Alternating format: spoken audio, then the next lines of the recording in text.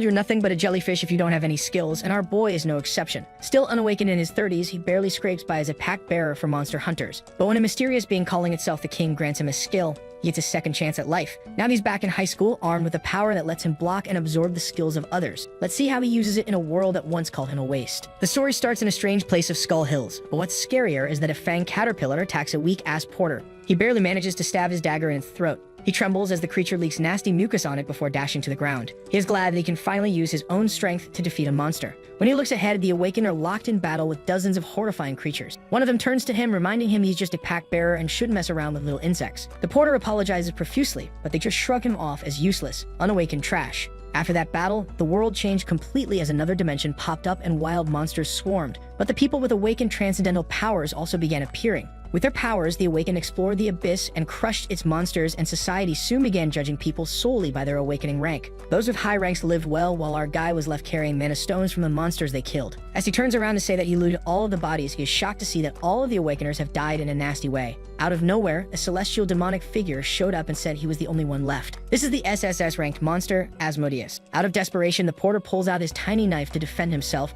but with a single move, Asmodeus blasts his hand away, sending him crashing down in pain. Even then, he doesn't give up. Sadly, Asmodeus is way too strong, and it stabs him in the head with its ability, slowly driving it deeper and deeper. As the porter dies, he wonders if this is truly the end. His parents passed away in a tragic car accident. At school, he was bullied without end, and all of his life he lived ignored and alone only because he wasn't awakened. He was a loser, but even in these last moments, he still wants to awaken. As his blood starts falling to the ground, one drop turns to light up as the porter is transported somewhere else. As his awakening conditions have been met, he is dragged to a golden stairway where a mystical being descends. He boy ponders when he goes so high without any drugs. He looks behind him and sees Asmodeus and his body, who seem to be stopped in a moment. The being is surprised that he is still focused on Asmodeus after everything, which makes our boy ask who he is. The being says he does not really know who he is, since some call him king, but tells him not to worry because from this moment, he will grant him authority. Our dude is left wondering what this being is even talking about. The king reads his mind and tells him there's no need for doubt, explaining that it was his will and tenacity that made this possible. Even in his final moments, he wished for more, and that desire gave him another chance. But the king warns him to see this as a one-time miracle, something that will never happen again. Our buddy is still confused and tries to ask the king, but he tells him to be patient. A day will come when he understands. Until then, he must survive on his own as the king's precious key as a flash of light engulfs his face. As he comes to his senses, a sudden slap snaps him out of the confusion. Standing in front of him is none other than his old school bully, Heiaksu, the last person he ever expected to see again. Memories rush back of how this bastard once made his life a living hell. That's when he remembers what the king said about authority, and his status window pops up showing he's 19, which means he's regressed to 16 years ago. If this is real and not some hallucination, then the king's plan actually worked. He can't help but burst into loud laughter, making Heiaksu wonder if this guy has finally lost his mind. But when he taunts him, asking if he wants an even bigger beating, he's immediately met with a brutal punch that sends him flying back. With tears in his eyes, he officially announces that he's awakened too now. As he wipes the tears on his face, the bully's friends start attacking him, saying he needs to know his place. One awakened throws fire on our hero's face, but Kim dodges this and hits him with an uppercut before kicking the other friend, who is trying to unleash some ice magic, out of the way. He remembers that during the 35 years he lived as an unawakened, he did everything he could just to survive. He trained his body, learned every technique, memorized all the info about the abyss and its monsters, and even mastered every combat skill you could think of. There's no way he's going to lose to these weaklings who don't even know the basics of fighting. He takes them out again, just tossing out sweet punches and flicking his legs. They drop like trash, and standing above them, Kim realizes he needs to redo his training to build a proper fighting body. Suddenly, Heiaksu stirs and asks our boy if he is awake. He got lucky this time, but he plans to beat him into never walking again. With that, he activates his stone skin to strengthen his body. He tries to punch Kim with his rock-hard fist, making it hard to dodge as his speed has increased. As Kim avoids another strike, Heiaksu jumps high, aiming a deadly smash that could have killed him. As the dust clears, Kim tries to sneak up on Heiaksu from behind, but Heiaksu spots him and counters. Kim swings a punch at his face, but it barely even moves him. Before he can do anything, Heiaksu lands a huge punch that sends Kim crashing to the ground. Blood drips from his mouth, but he stays awake, coughing hard. As Heiaksu approaches, he tells Kim he shouldn't have acted up. By now, he should realize he is just an unawakened weakling. What will he do now? Run or try to fight with some awakened skill if he even has one? Kim believes every awakened person has both a skill and a rank, starting from F, basically no different from an ordinary human,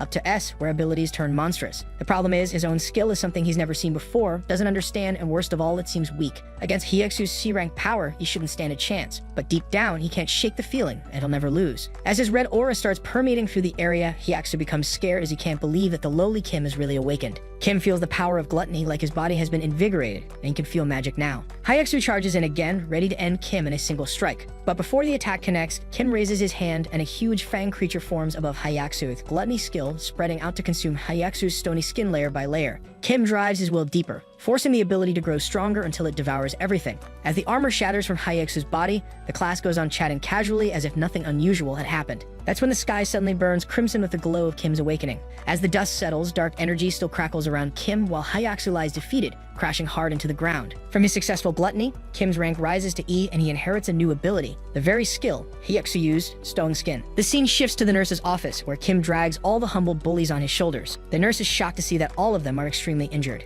After the fight, Kim carried everyone to the school clinic, where the nurse used her healing abilities to patch up their injuries with ease. When she asked what happened, Kim brushed it off with a lie about them falling down the stairs. Though clearly skeptical, the nurse didn't press further. Kim finally headed home after getting healed, satisfied that he had not only awakened, but also taken revenge on his childhood bully on the same day. The real problem is the skill of gluttony. After one fight, his rank rose, something he could not achieve in years of training. It may be called F rank, but is stronger than a C rank and even steals the abilities of defeated enemies. The bigger mystery is why the king gave him such power and why he was sent back in time. The most important thing now is to learn more about gluttony and how it works. He returns home smiling since after his parents died, his uncle's family welcomed him warmly. Thinking his uncle will return late, he plans to research similar skills, but as he walks through the house, he finds 3 goons standing over Jaeyeon, his uncle's son. Kim wants to ask him why he's not at school, but that's when he notices that he's going through his father's cash. Even before Regression, he remembers when this brat tried to impress the bullies by taking all the money at home, causing a big fuss. And now it happens again today. The bully's boss stands up, surprised to see Jaeyeon's cousin back early.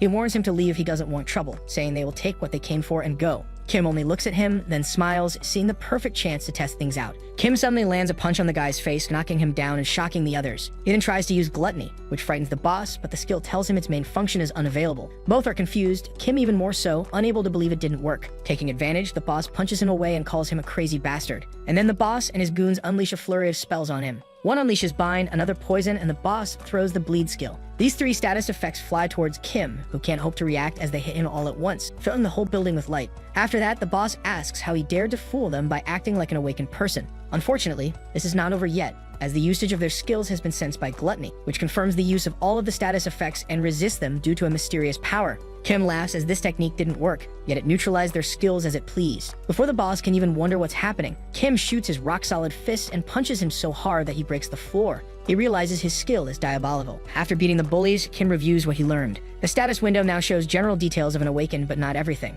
His mana was full, yet gluttony failed to activate, meaning other factors must be involved. The skill's passive effect isn't listed, though it seems to resist and neutralize abnormal conditions. He decides more field testing is needed, but for now, he has something else to take care of. Our hero asks Jaeyeon, who's bowing, what he's doing. Shocked by Kim's display, Jaeyeon quickly says he has reflected on his actions and begs for forgiveness, claiming he will do anything, even lick his shoes or meow like a cat. Kim is surprised, knowing this guy was always sly, but not to this extent. Still, it isn't today's main concern, since something much bigger is about to happen. He forgives Jaeyeon, who is overjoyed, but only on the condition that they go together to take care of something. At a warehouse that has now become a restricted zone, 3 awakened stand before a shattered abyss gate, watching as countless monsters pour out. This phenomenon occurs whenever a path to the abyss opens, and if left unchecked, it could lead to a full gate break. The man remarks that it's been 10 years since the last dungeon break, but what makes this situation unusual is that the gate formed and collapsed simultaneously. The blonde woman studies the scene and points out that, judging by the monsters, they will continue to emerge endlessly unless dealt with immediately, eventually overwhelming the area.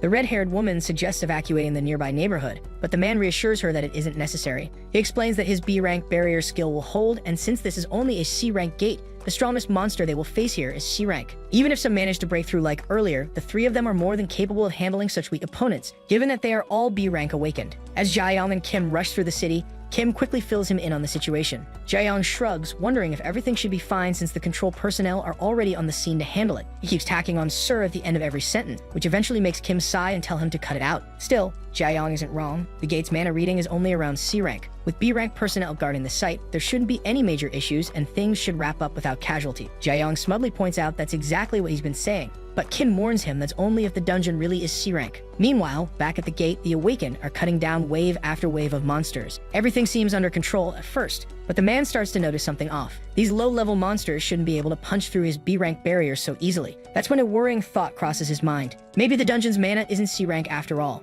Before he can process it, the 2 women call out urgently. Something huge is crawling out of the gate. and sure enough, a massive beast steps through, then lets out a single thunderous roar that shatters the barrier in an instant. The giant ogre, which is rank A, laughs as he knows that these weaklings will have their lives taken. The man can only be shocked, as he didn't expect the dungeon to be a rank, but after thinking that, an explosion occurs, seemingly taking them out. Jae-young asks Kim how he would know all of this, as it doesn't seem like there are any monsters around, and there was no evacuation order from the government. Kim can't tell him that he regressed, so he tells him that it was just intuition, which Jae-young doesn't accept as an answer. But that's when they arrive at a road where people are running from monsters, announcing that a gate is broken. Jae-young doesn't even know what to say, as nothing indicates that this would happen. Kim tells him to go and do the thing they talked about, as he has other plans to get rid of these bastards. At the largest skyscraper in the city, a man says that the situation has escalated far beyond their control. A gate they thought to be only C rank has turned out to be a rank, and that gate is unfortunately broken. No reinforcements are possible since other Awakened are busy with the exploration of the Abyss. The only solution now is for an A-ranked Awakened to appear. He is their only hope for survival. He asks for help from an A-ranker named Hyeonsu, the Sword of Light. With tears in his eyes, he tells his people to hang in there because the hero Hyeonsu is coming to save them. Out on the street, Kim is clearing low-ranked monsters without breaking a sweat. They're no challenge at all. He also uses Gluttony on, and in a single move, he whips out a tornado of crimson energy that rips monsters apart like they're nothing. The best part is that his theory finally makes sense, and the reason Gluttony didn't work before was because of fatigue. Once his fatigue passes 70%, the skill won't activate. Everyone thinks mana is the main factor, but fatigue is the hidden killer. The higher it goes, the weaker your skills hit and the heavier your body feels. It's a pain to have to juggle so many stats. It sounds like bad news, but then he figures out the cheat code. If he absorbs monsters after they're dead, he can refill mana without spending a drop. On top of that, his rank rises steadily and his skills keep leveling up, getting sharper and stronger. If he keeps this up, maybe he can climb all the way to SS rank or even higher. Maybe even the first SS rank ever. The thought alone makes him grin wider. After clearing the area, Kim thinks about heading back to Jae-young to check on things, but then he notices someone else in the distance. The ground shakes as a massive red ogre drops behind him, but before it can crush him, a man with a golden sword cuts it down mid-fall. The guy yells at the ogre that he'll pay for killing people. Today, he says the great warrior of justice, Hyeonsu, will deliver judgment. Kim just stares, unimpressed by the cheesy act. Still, Hyeonsu takes down the ogre with ridiculous ease. A rain of diamond-like blades of light crashes down. The force detonates into a blinding explosion, ripping through the middle of the city. Kim is blown away by what he just saw. The guy took down an A-rank monster like it was nothing. Kim can't believe it and assumes the man has to be the A-rank Awakened who single-handedly handled the break before his regression. He knows this guy, the Blade of Lunacy, Hyeonsu, and now it's confirmed that he is just as strong as the rumors said. Meanwhile, Hyeonsu just grins like a fool and declares that the dumb monster has fallen to his so-called Justice Sword. But he is just as dumb too, acting like some movie superhero. Then Kim wonders why he's even here. Before Regression, he remembers that Hyeonsu is supposed to be fighting a massive ogre on the other side of the city. Right now, though, Hyeonsu is busy praying for the souls of the citizens who died, wishing them peace. Now Kim's skill triggers, and it senses another skill nearby. Right then, someone uncloaks behind Hyeonsu and stabs him straight in the chest. A crazed lunatic laughs, thrilled he finally caught the famous Hyeonsu. The city is wrecked, buildings destroyed everywhere. But strangely, one clothing marketplace is untouched. Inside a shopping complex, Jae-young is looking after the school nurse who has passed out. He wonders if this is really okay. Kim's words echo in his head that tonight, countless people will die and the nurse, Nong, will be one of them because she focuses too much on saving others instead of running for her own safety. Jae-young knows he can use his sleep skill to knock her out and drag her somewhere safe, while he takes care of the rest. Jae-young also can't stop thinking about how Kim knows all this. After piecing it together, he convinces himself that it must be that. Kim must be a future seer. He must have awakened with that skill. That's insane. He could even lose his mind from it. Still, if that's true, then nothing in his plan can go wrong. But Kim feels the opposite because something is definitely off. This wasn't how things went before. Hyeonsu demands to know who stabbed him, but the man doesn't answer. The bald man smirks, saying it's impressive he's still alive after a fatal stab. He admits our ranks are just built differently. That's what makes hunting them so much fun. He loves prey that struggles. This man is Sang, a B-ranked villain with a stealth skill. Awakened who use their powers for crime they call villains, and this one is the worst. A homicidal maniac who, during gate breaks, stalks the streets murdering people just for the thrill and leaving chaos everywhere he goes. But still, Kim swears Sang shouldn't be here and wonders if his regression will change the future already.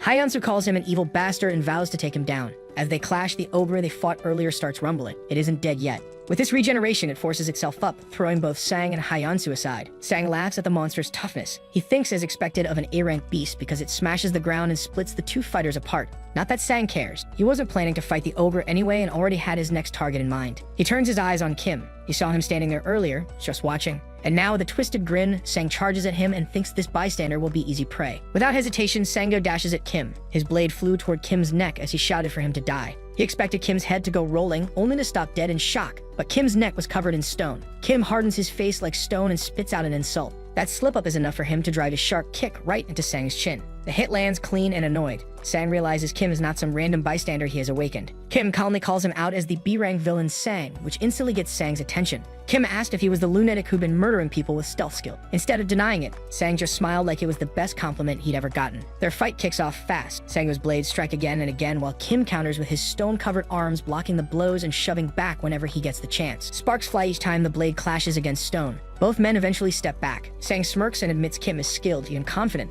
though he mocks him for thinking blades are useless against him. He warns Kim not to get ahead of himself just because he found a counter. His words kick Kim hard. It's almost like Sang can read his thoughts. Sang grins and tells him the world never goes the way he plans. Then he vanishes. Kim instantly realizes he's gone stealth. He braces himself, swings a punch at the air behind him, and declares Sang's attacks are useless. But he's wrong. Sang appears right behind him, blade flashing. Kim manages to block, but blood drips from his stone arm. He is shocked that even his hardened defense has been cut. Sango laughs at the sight. He taunts as he circles unseen. He's hunted people like Kim before, the type who think they're invincible, only to crumble when their weakness shows. Then he unleashes a flurry of strikes, slicing Kim from every angle. Kim grits his teeth, enduring the punishment, blood scattering across the floor. But in that pain, Kim feels it now. His stone skin isn't flawless. It doesn't block the damage. It just replaces the shattered stone with weaker fragments that break even easier. Sang knew it from the start. He'd been targeting that flaw from the start. Sang looms with a chilling aura, his eyes sharp and menacing. But instead of breaking, Kim smiles because he has realized that hand-to-hand combat is still possible, even against a B-rank villain. His body is not just some D-rank after all.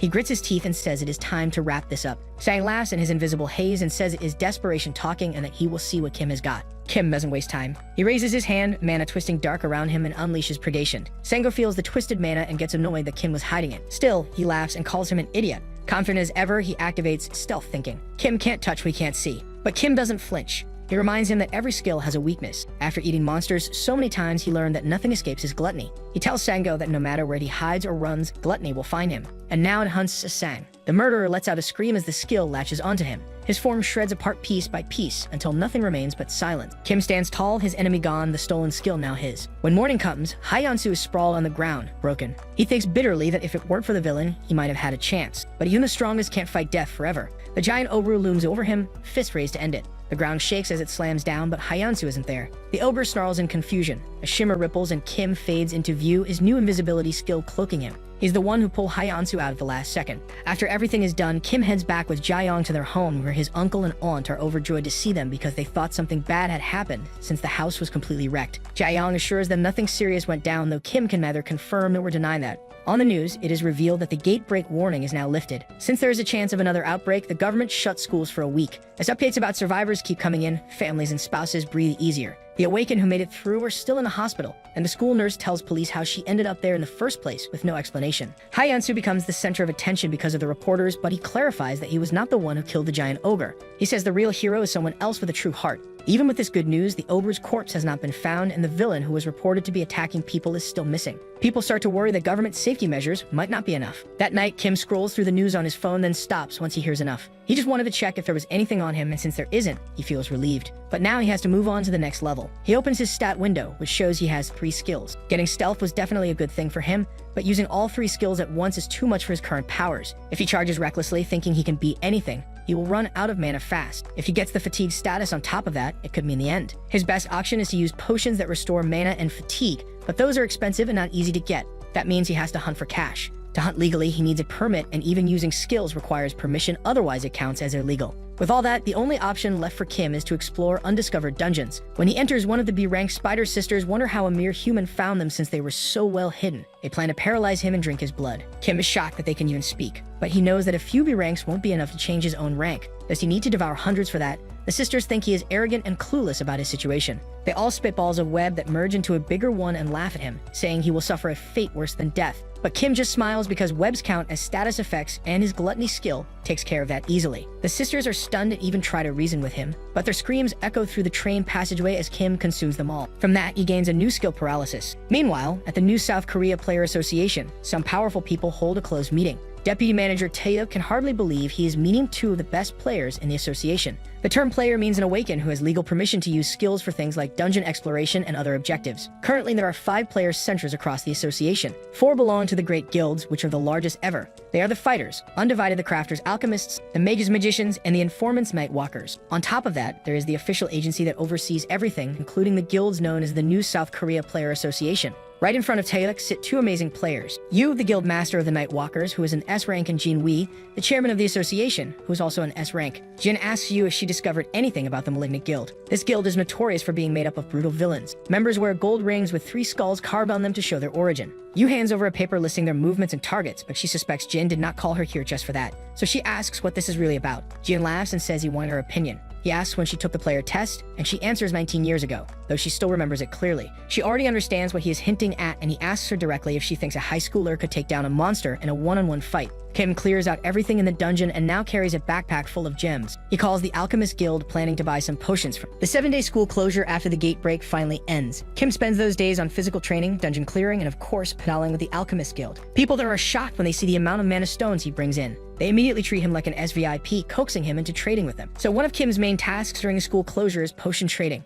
On top of that, his stats climb a little. Though his rank stays stuck at C, he knows he has a long road ahead. But now he still has to go back to school. Even so, school is unavoidable. The moment he walks by, every classmate stares at him in surprise. They whisper about the sudden change in his attitude. Word spreads that he beat Hyaksu and his friends to a pulp, which must mean he awakened too. One kid mutters that whatever happened, he is in big trouble now. Things have escalated to the point where someone he really does not want to deal with is bound to show up. That someone is Lee Jong, who walks into the classroom right then. Jong is not just any awakened, he is an S rank, awakened. He is also the 3rd generation heir of the Taisen group, which sponsors Taisen School. On top of that, he runs all the bullies here. He is the bastard who ordered Hyuksu to torment Kim only because he was unawakened. Jong grins and asks Kim how his old friend has been doing. Kim laughs because having a guy like Jong as a friend only means trouble. He tells him to cut the nonsense and get out while he is being nice. One of Jong's lackeys barks at him, asking how he dares to talk to the boss like that. But before Kim can reply, a fist smashes into the lackey's face. Everyone freezes. Jong himself just punched his own guy. He snarls, asking if he is blind. Did he not see they were having a conversation?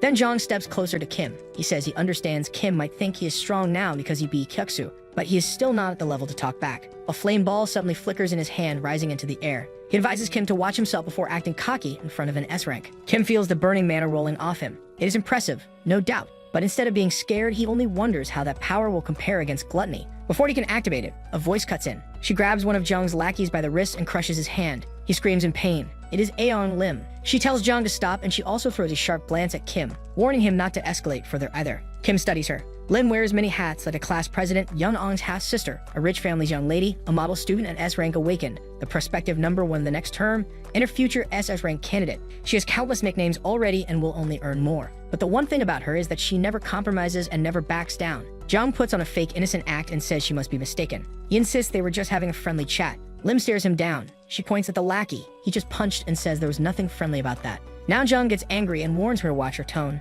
Lim fires back that if he does not leave on his own, she will use force. She tells him to walk away while she is still being nice. Kim sighs to himself. If this keeps going, the entire room will turn into a clash of ice and fire. But before it can explode, Jong and Lim glare at each other, then Jong suddenly turns as if to leave. At the same time, he twists back, trying to unleash an attack while saying he will not allow this disrespect. Before he can act, the school speakers ring out. The broadcasting club announces a special lecture by the Player Association in the main hall. Every student must head there immediately. Jong pauses at the sound. He rethinks his move and glances at Lim, who still looks ready to fight. He smiles and says Kim sure got lucky. He wonders how long that luck will last. Then he slams the door shut behind him. Lim turns to Kim and asks if he is all right, but he is already at the doorway, telling her they should get moving since it is the Player Association. Lim blinks at him, confused, and wonders if he has always been this confident. A few moments later, everyone gathers in the main hall. Students whisper about the reason for the Player Association visit. Some guesses about the recent gate break. A man steps up on stage and introduces himself as Taeyuk. He tells them that he is here for 2 reasons. First, to apologize for the slow response from the Player Association since they were not quick enough to act on the gate break. Second, to explain the changes to the player tryouts for all of them who have awakened and will carry the future of South Korea's defense. Jung still stews with anger at Kim.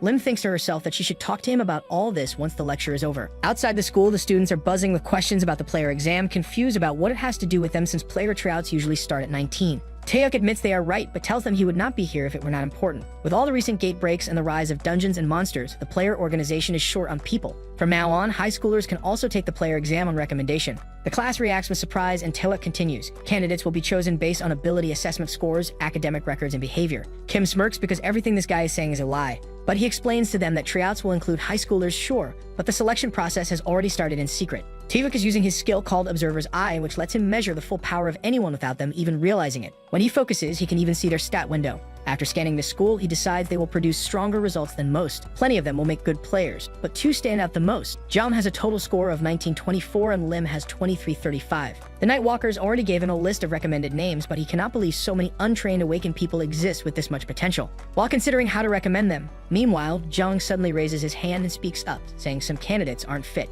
Taeyuk frowns, wondering what he means. Jung explains that tryouts are meant to test which awakenings can actually become players. Basically, he is saying the unawakened have no reason to even be here. He looks at Kim like he is aiming the words directly at him. He argues that strength is not everything when it comes to being a player. You need awakening rank, the ability to handle situations, knowledge of the abyss, and so many layers of skill. John keeps going, insisting it all starts with being awakened. For an unawakened, he says, sitting here is just salt in the wound. A few students laugh at that, clearly annoyed. Kim scoffs at him. Is this guy really willing to push that far just to find out if he is awakened? That is exactly what Jung is doing since he wants to see it himself. Lim tries to stop him, but then decides not to since she knows Kim would just act rude if she stepped in. She no longer cares and lets it play out. Jung asks Taeyuk to just kick the unawakened out and the other students laugh. Taeyuk says it is up to the student to decide whether they attend or not. Jung turns back to Kim, asking how he isn't humiliated. Says he can't even get nominated as an unawakened. He even pushes further, asking if he doesn't give a damn about the tryouts. Kim only smirks to himself. Sure, without proving he is awakened, he can't peek at the tryouts, but he also knows he doesn't have to show his cards to get recommended either. Taeyuk calls Jung pathetic for picking on others, but wonders what his deal with Kim even is, since Kim is just an unawakened with an unknown latent rank nothing but a pitiful existence. That is when Taeyuk tries to analyze him, but it fails. The shock leaves him frozen, and Kim admits that he was careless about coming here.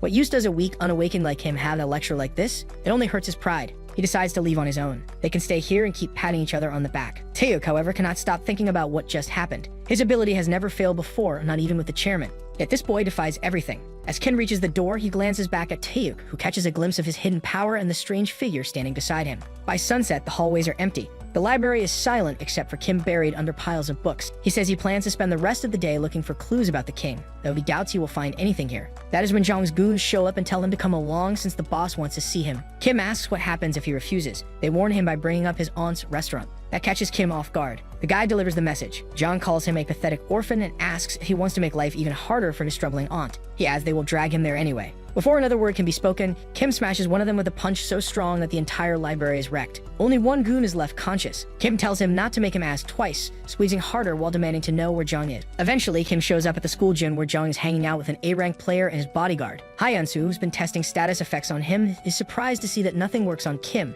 which clearly means he's at least an A rank. Jung already knows that Kim's awakened, but if that's the case, maybe it's better to have a friendly talk. Sure, he's been kind of harsh with his words, but he says he never meant to hurt him. Actually, he's got an offer for him, something he believes Kim can't say no to. He plans to start a guild after graduation, but even a genius like him can't do everything by himself. What he really needs is true talent. Not someone like that idiot Hyuksu, but real talent like Kim. So he tells him to forget about his old revenge plans and come work under him, because not only will he give him more wealth and honor than he's ever imagined, but he'll also make his family rich. Kim thinks that everything he just said is total crap. Honor and wealth. Too bad for him. He already crossed the line. Jung looks shocked at first, but then smiles like he just remembered that dogs like Kim need to be trained. And just like that, the fight starts. Hyeonsu uses a skill to create a room, making the area undetectable from the outside. That way, nobody can interfere with the fight and he can sit back and enjoy the show. Jung Jae and Kim go at each other, clashing fists, but Kim gets pushed back since Jung clearly has way more power. Then he kicks Kim, sending him flying with a huge explosion that makes him spit blood. Jung laughs, thinking this mutt finally knows his place. Hyeonsu watches the whole thing and actually feels a bit bad for Kim. Even though he's likely got a high-grade body strengthening skill, and is an A-ranked awakened with impressive combat ability and mental strength for a student, finding a fair fight is still tough for him. Too bad his opponent is basically the definition of power, an S-ranked awakened. Kim doesn't really have a shot at winning. He should probably just give up and know his place before things get worse. That's when Hyeonsu starts noticing something weird. Jung Dae is actually getting pushed back and badly. Kim is even throwing him around. He can't believe it. Kim lands a punch that slams him into the ground. The young master actually loses in a strength fight. While he's still trying to make sense of it, Jung starts yelling at Kim, demanding to know what he did since he can't move. Dovin catches on too, realizing that Kim's skills don't just buff his own body, they affect others as well. Kim stands over him, finally seeing that the paralysis is working. Even though he's got 3 skills, Stone Skin, Stealth, and Paralysis, he couldn't just use them all right away. C-rank Paralysis isn't strong enough to break through S-rank resistance so easily. His Stealth would just get burned up by the flames, and Gluttony is way too risky used carelessly. So all along, Kim's real plan has been to cause paralysis during close-range fighting. Status effect skills hit harder when you land them up close. After building up enough paralysis damage, even an S-rank resistance won't hold forever. Kim plays it smart and takes down Jung in a surprisingly short time. The bodyguard is totally amazed, thinking Kim's a genius for taking down an S-rank in a straight-up fistfight. But it's not over yet. Zhang laughs through the pain and admits he underestimated him, but says there's no way he'll lose to a guy like him. Now he's going to fight for real. He crushes a small purple stone, and that's when his real power comes out. Kim realizes that it's a sign of him turning into some kind of evil monster, and from now on, he's not going to hold back. Zhang starts hitting Kim with even more force, and even though Kim tries to fight back, he gets overwhelmed fast. He tries to escape and activates his rock skin while dodging a fireball. He reacts quickly and jumps high to launch a counterattack, drawing his fist back. Once again, he uses rock skin and tries to dodge, but his attack gets caught in a strange bubble, burned up, and explodes. The blast sends him crashing to the ground, unable to handle the impact. The bodyguard watches and realizes this is Zhang's real power in action. It's the Flame Heart skill, and S-rank ability. Normally, this kind of strength would be hard to bring out, but with the help of a mana-amplifying stone, it's possible. The stone is made by refining a monster's core and boosts magic output, which explains the intense pressure behind Zhang's attacks, but it's risky. The bodyguard warns Zhang to stop before he kills his classmate. He also points out that even Zhang could be in danger since this much power is way too much for someone his age. If he pushes it too far, his blood vessels might burst. Zhang doesn't care though. He turns to the bodyguard, fires an attack at him, and tells him to shut up since he's just a bodyguard and doesn't get a say. Zhang says he's not letting it slide after what Kim did. He calls him a dog and says he'll pay for the humiliation. He hits Kim with an attack strong enough to turn a normal person to ash and laughs, thinking it's over. The bodyguard now sees that Zhang has lost control and isn't thinking straight. He's gone completely berserk and doesn't care what happens next. He runs to the crater where Kim landed and tells him to give up and run. He says he'll handle the young master. But Kim doesn't back down. He punches the bodyguard away and says he's the one who started this fight. He admits S ranks really are on another level. He then pulls out elixirs and uses them to boost his stats. From here on, he says he's done holding back and he's getting serious. At the player association, the chairman is shocked as Hyansu gives him the report. He says Zhang scored 1900 and Lim hit 2300. Both are S rank awakened. Even so, those numbers are huge for untrained students. It's beyond what anyone thought possible. The chairman wonders if these students might be able to rival the Saints from Japan. Hyansu looks down and thinks about the Saints, Japan's strongest players. One of them, a girl, reached 2500 at just 19. She's a monster in her own right, but even she barely passed that score. And then there's Kim. Hyansu remembers the number he saw, 5096. It's so insane that he starts to question if the measurement was wrong or if the skill malfunctioned. As he walks off, lost in thought, he wonders if it was a hallucination, but knows he needs to double check. Back in the gym, the bodyguard can't believe what he's seeing. Kim starts releasing his red mana and wraps it around Zhang's fire monster, holding it down. Zhang's power begins to fade and he can't accept it. He screams that there's no way someone like Kim, an orphan with nothing, can overpower him. He says he's the heir of a powerful family and an S rank awakened. He refuses to lose. But even with all that, his flames begin to die down. He shouts Kim's name, furious. Kim stays calm and focused. He tells Zhang that his status and rank don't matter anymore. What he's facing now is something above all that. It's not just strength, it's the power of a true king. As he says it, the gluttony skill kicks in and rushes toward Zhang, swallowing him up in a wave of energy. A moment later, a massive explosion rips through the gym. It's so strong that people from outside the isolated room can see it. The whole battlefield shakes as the blast marks the end of a fight no one saw coming. As Zhang slumps to the ground and the bodyguard stands there shaking, Kim is a little surprised that Hyansu actually had the guts to jump in front of him. He wonders how someone like Hyansu, just an A rank, managed to pull Zhang out of gluttony's feeding. Still, it's not a big deal since Kim already got the skill he wanted. The bodyguard, still clearly rattled, asks what Kim plans to do next. He reminds him that Zhang is still an important figure, and the fallout from this could get messy. Kim shoots back, asking how he even dares to say that after helping start the fight in the first place. He says he's not scared and reassures him that he doesn't plan to kill Zhang. But in return, he wants something worth his life. Considering Zhang is the heir of a rich and powerful family, he figures 1,000,000,001 should be about right. Outside the gym, students begin gathering and Lim is among them, already fearing the worst. She recognizes the flames and mana right away. It's definitely Zhang's. She assumes that by now he's beaten poor Kim to a pulp. The school nurse tries to hold everyone back, but Lim rushes past. She feels awful for sitting around doing nothing earlier. If anything's happened to Kim, she thinks it's her fault. As she runs through the gym doors, all she hopes for is that Kim is still alive. But once she gets inside, she freezes. The scene is completely different from what she expected. Instead of Kim lying broken on the floor, he's standing just fine while Zhang is the one knocked out cold. Kim notices her and casually says it's good she came since he needs someone to take Zhang to the hospital.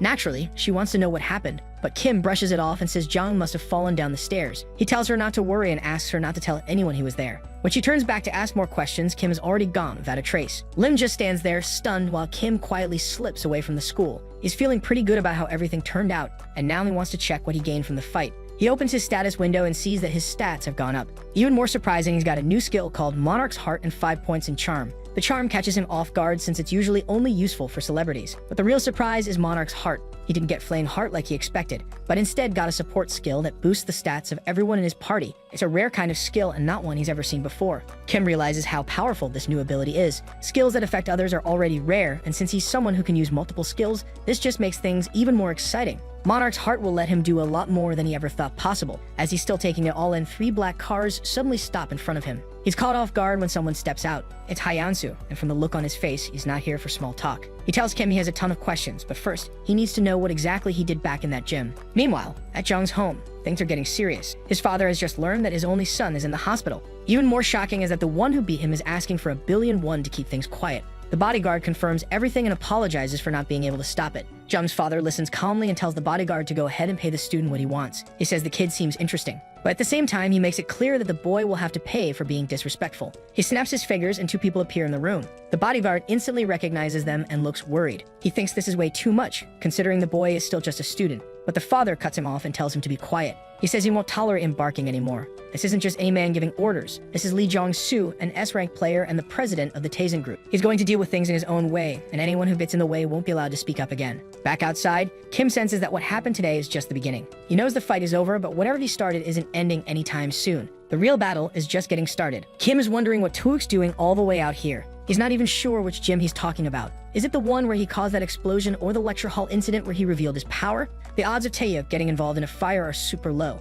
But then again, maybe he knows that Kim's the one behind it. Either way, Kim decides to test him. So he asks if Taewook means the explosion. Taewook looks confused at first, but then notices the fire behind them. He says other agencies will take care of that and that he wasn't talking about it. What he really wants is a clear answer about what Kim did at the gym. Kim smiles, thinking Taewook has walked right into his trap. He asks if Taewook already knows and says maybe he's here to invite him to the player tryouts. Taewook laughs and wonders why he even say that. Kim then activates his power and reveals a score of 5,214. He asks if that's good enough for him. Taewook and his team are blown away. This student has already gotten stronger in such a short time. It proves that the number Taewook saw back at school wasn't fake. Kim Taehyun is the real deal. Before Taewook can say anything else, he notices Kim's clothes and asks what happened to them. Later, when Kim gets home, he tells Jaeyoung about the player tryout invitation. Jaeyoung is totally shocked and starts treating him like a king. Kim tells him to cut it out, but thinks the Taisen group will probably cover up the gym mess quietly. Taewook also seems less suspicious now, so Kim figures it's time to focus on training. He doesn't want more problem. Just then, he gets a call from an unknown number. Meanwhile, outside his house, 2 shadowy guys show up and take down the player that the association assigned to protect him.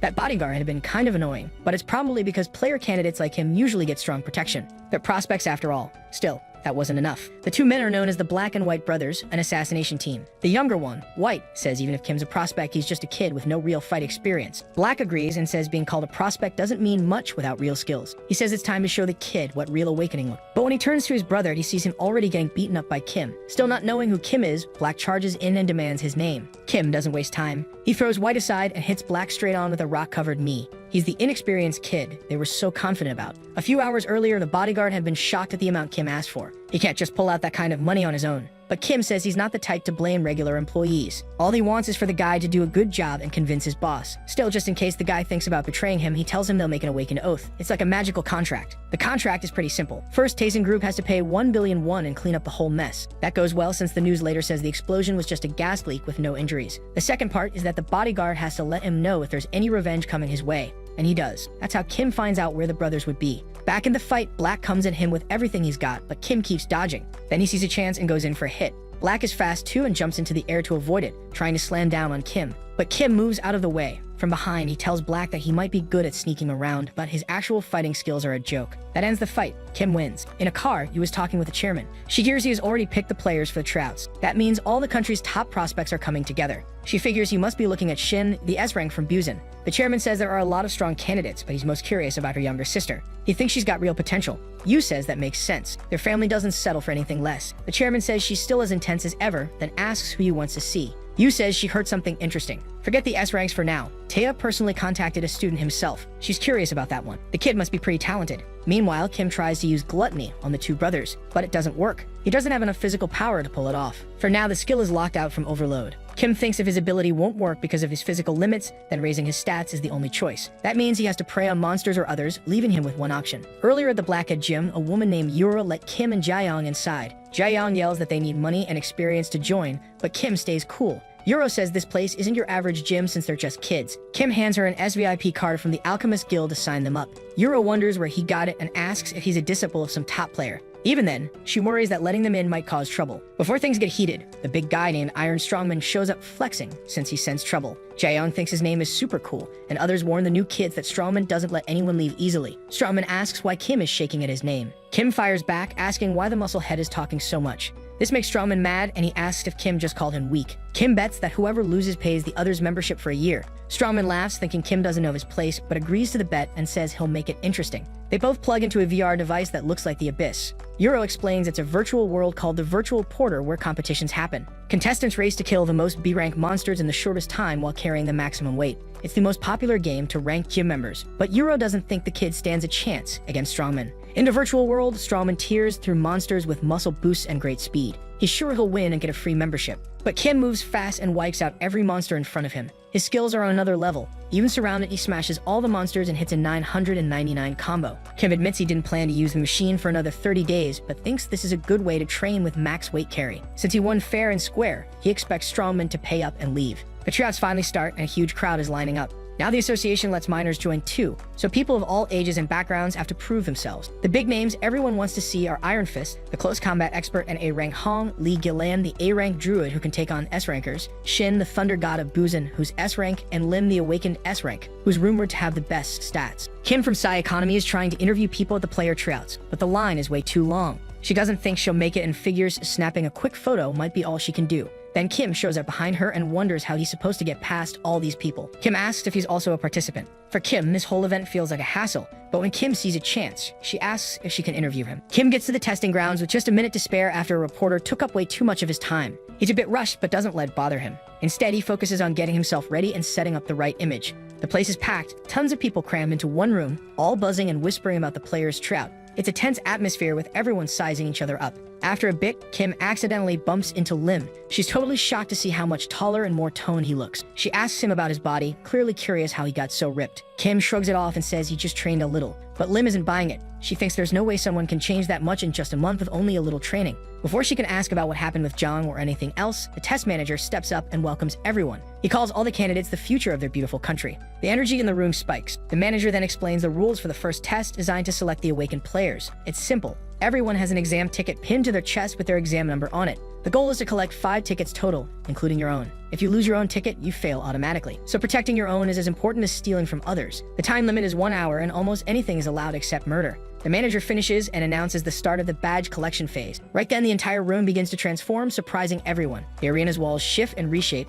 making it clear this is no ordinary test. Strangely, a lot of people go after Lin right away. Maybe because she's already showing off serious power. But the moment anyone gets close, Lin blasts them away with ease. The association members watching from the sidelines are blown away by how powerful she is. But they're also keeping their eyes on Shin, who is just as fierce. Shin is wiping out anyone who tries to come near him without mercy. The members can't help but wonder who's stronger between Lim and Shin. Taylor sits behind the crowd, eyes glued to his own screen. He understands why everyone's so interested. Their rankings put them both in the spotlight, but only Taylor has seen the crazy hidden stats that make him confident. He's sure Kim will pass this test without any problem. In fact, he's ready to reveal the true power he's been keeping under wraps. When Taylor looks back at Kim, he's stunned. He can't believe what he's watching. Kim is actually fist-fighting Hong, an A-ranked awakened. It shocks Taylor to the core. Kim activates his stone skin ability, but Taylor doesn't get why Hong can push him back so easily. It makes him wonder if he seriously misjudged Kim's strength or if there's something else going on since Kim isn't dodging any attacks. Then it hits him. He finally understands what Kim is doing. Kim charges in again and Hong delivers a hard punch to his face. Hong tells him to stop underestimating him. He says stone skin is nothing compared to its perfect counterpart, iron skin. Hong warns that Kim won't win if he keeps fighting like this, but Kim just brushes it off, saying Hong talks way too much and that he isn't here just for the thrill of fighting. Meanwhile, Kim's stats start to grow. Despite training hard for a month, the seal on his gluttony ability hasn't been lifted because his stats still aren't high enough. The only way to boost them is by pushing his body to the limit, meaning fighting like this is actually the best kind of training. That's why Kim still treats this battle as a form of practice rather than just a fight. With one powerful punch, he finishes off Hong and gets a token. Hong calls him a monster as the system confirms Kim now holds 2 badges. Taeyuk laughs loudly, saying this guy is definitely not normal. Others around him look on, wondering if Taeyuk is excited about the competition. But he doesn't really care about the contest itself. Using the exam as training is such a bold move that it sends chills down his spine. Still, Taeyuk knows there's going to be a problem soon. Kim will have to conserve his stamina and focus on weaker targets if he wants to survive and win. But it looks like Kim has something else in mind. Everyone watches in surprise as Kim heads straight for Shin. Shin already has a crazy 147 tickets in his possession, which is a huge number. Kim tries to count the tickets but gives up quickly because he only needs 3 more to pass. People start whispering about what this means. Kim isn't playing it safe. He's going after the strongest guy with a huge pile of badges. It's risky, but it fits his style. No one knows what will happen next, but all eyes are glued to the two of them as they prepare to clash. With that, the fight begins with a massive explosion. Shin keeps Kim light on his feet, constantly moving and dodging, but Kim is far from defenseless. Kim rises into the air and activates his stone skin, preparing to launch an attack on Shin. Just as one of his attacks merely connects, a flash of lightning zaps away any danger. Shin compliments Kim on his speed, admitting that he couldn't even anticipate his attacks at first. With a large burst of electricity, Shin pushes Kim away. Kim thinks about how tricky Shin is to beat. Not only can Shin envelop himself in powerful lightning that acts like a nearly impenetrable shield, but he also possesses enough destructive force to attack both in close combat and from a distance. Without gluttony, Kim realizes it will be extremely difficult to get close enough to him. Suddenly, Shin decides that if Kim won't come to him, then he will close the gap himself. Charging forward with a charged lightning attack, Shin moves in, but Kim manages to deflect the strike. The two exchange blows again, but it quickly becomes clear that Shin holds the advantage. He summons another thunderous lightning strike, lighting up the arena with a blinding flash. Eventually, Shin catches Kim off guard and zaps him with a powerful bolt. Shin taunts him, reminding Kim that he was the one who won the fight in the first place, and questions why he's running away now. Kim fights against the urge to lose consciousness. He summons his remaining strength and attempts one last massive attack, but Shin effortlessly zaps it away. Then, taking advantage of the moment, Shin blinds Kim with a flashbang of lightning. Using this opportunity, he leaps high into the air and unleashes a devastating barrage of electric strikes. The arena lights up brightly as the thunder roars around them. Kim braces himself, crossing his arms to shield against the overwhelming thunder attack. Despite the intense pain, he continues resisting. Shin laughs, clearly enjoying the challenge. He had expected everyone to run away from him, thinking Lim would be the only one able to stand up to him. But now he feels fortunate to have found a worthy opponent who keeps surviving his attacks and making the fight interesting. In the middle of Shin's assault, a single rock suddenly pierces through his lightning attacks and shield, striking him straight on the forehead. Shin barely has time to process what just happened before Kim moves behind him, confusing him even more since he can't understand how the rock managed to get through his defenses. Taking advantage of the opening, Kim hurls a barrage of rocks at Shin, causing him to bleed. Shin's lightning shield isn't a match for the stone skin ability. While it may seem strong, the shield can't pierce through stone. Even at its strongest, it would simply crush the rocks rather than being pierced by them. However, the arena changes the rules. The materials here are crafted to withstand awakened attacks, so even if the stones shatter, they won't lose their shape. Kim recognizes this and decides to turn this environment to his advantage by using the shattered rocks as weapons. With this strategy, the stones manage to penetrate Shin's lightning defenses, catching him off guard and preventing him from resisting effectively. With Shin's guard broken, Kim takes the opportunity to end the fight decisively. Shin calls him a cheater, frustrated that his lightning powers were no match for the unconventional tactic. But Kim insists he is far stronger, delivering a powerful punch that leaves Shin unable to continue. The fight ends with Kim victorious, proving that his creativity and determination gave him the edge against a formidable opponent. Shin goes down cold after Kim lands a solid punch to his face. Right after that, an explosion shakes the player ground. Everyone from the player association is left shocked. They can't believe a C ranker just took down an S rank. Taewok is actually impressed. It looks like Kim is already making people question everything they thought they knew about rank and power. But just as Taewok starts admiring Kim's impact, he senses something's wrong. Kim is on the ground picking up badges and seems ready to sit back and wait for the exam to wrap up. That's when a sudden blast of ice shoots toward him. A second later, more ice spreads fast and locks down the entire area, trapping him inside a giant orb with no way out.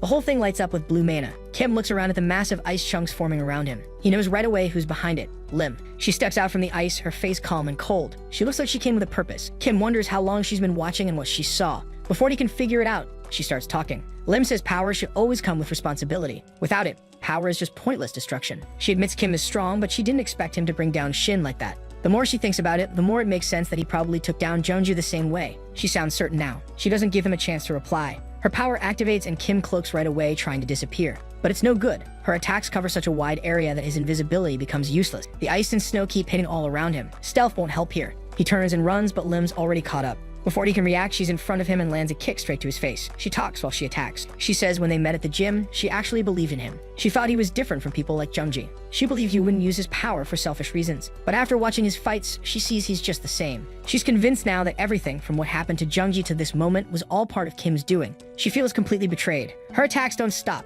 They hit harder and faster until Kim's sent flying. He crashes down onto the frozen ground. She stands over him and says using skills without permission is illegal. She knows he's the one who put those two in the hospital. Still, she says she's not going to report him. Instead, she tells him to drop out of the tryout. She says he doesn't deserve to be a player. Kim doesn't stay down. He tells her to stop pretending. He asks who she thinks she is to decide what he deserves. He struggles to his feet and looks her in the eye. Then he calls her out. He says she never had the guts to stand up to Jeonju when it really mattered. He tells her she just needed a reason to come after him, and now she's using the exam as an excuse. He says he'd rather she fight him for real than stand there pretending to be righteous. His words catch her off guard. She doesn't answer right away, but then she nods and says she gets it. If that's how he wants to play it, she's not going to hold back. She says she'll make him drop out by force. She pulls out her weapon and gets ready. Kim quickly runs through what he has left. Stone skin is broken. Stealth is useless in this storm. Monarch's heart is running, but it's not enough. Gluttony is still sealed. He thinks about paralysis, but he's way too drained to use it. He's almost out of options. There's only one move left, his last shot. He charges forward and Lim does the same. They rush toward each other in one final clash.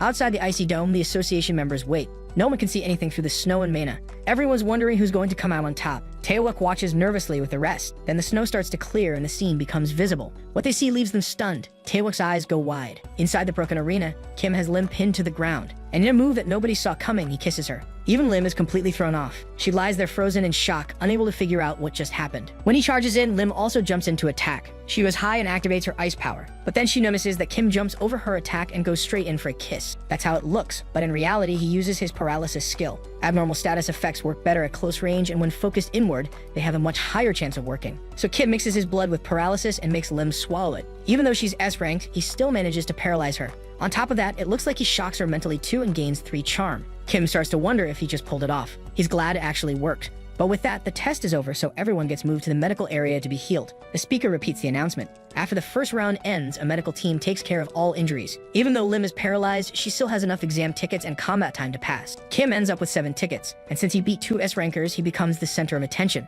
The others are amazed, though some think he just used cheap tricks. As he walks around checking out the medics and their healing, Shin suddenly comes at him and calls him a cheater. He says Kim won't be able to use the same cheap moves here to win. The others see the fight and start cheering for Shin since they also think Kim's a cheater. But Shin blasts them away, saying they don't matter. He tells Kim it's time for a fair fight. He'll show everyone Kim is nothing without his little tricks. As he laughs and powers up with thunder, a sudden wave of energy surrounds them. Shin is slammed into the ground and knocked out. Kim also gets pushed back but stays standing. A man walks over and calls them rookies, says he can't catch a break with these kids and they should learn their place. This guy is Park Seongjin, an S-rank player and one of the best in the association. He's also expected to hit S rank soon. Kim already knows who he is. Seongjin sees Kim still standing, so he pushes more mana toward him. But Kim still doesn't kneel even though the skill gap is obvious. Seongjin gets even more curious. Not even veteran players could stand up to this. He wants to know if this will finally knock Kim down. Before he can go further, a doctor yells at him to stop, says these kids just came out of treatment and asks if he wants to send them right back in before round 2. Seongjin says he was just playing, but the doctor calls him out, says he was testing them again.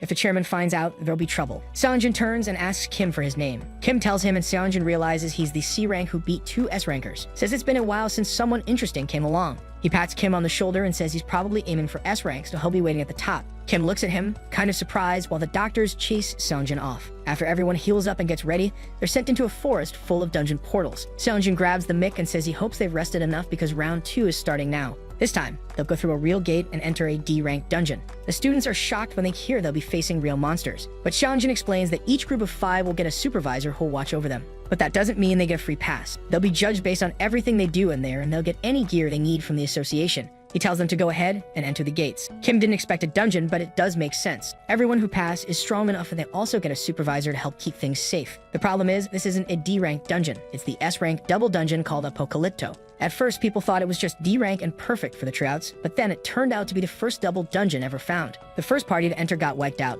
Kim wishes he could warn the others, but no one would believe him anyway, so he decides to just keep his head down and go along with it. As long as he's not in the group that finds out the truth first, he should be fine. But when he steps into the dungeon, his face falls. His supervisor is none other than Do-Hak, an A-rank player who was part of the original team that discovered Apocalypto. And just like Kim made it this far, you'd also reach the end of this video. So smash that red subscribe button, hit like to show your support, and drop a comment saying Apocalypto if you want more. See you in the next one.